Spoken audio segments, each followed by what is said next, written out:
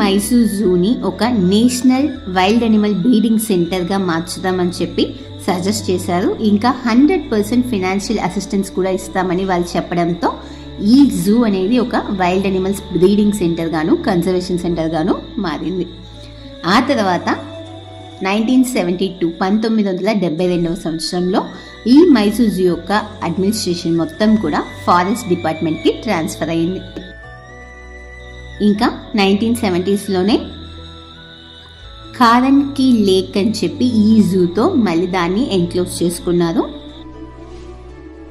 Zoo యొక్క administration కూడా zoo authority of Karnataka కింద ట్రాన్స్ఫర్ అయింది. 1984లో అనిమల్ అడాప్షన్ స్కీమ్ అని చెప్పి స్టార్ట్ చేశారు.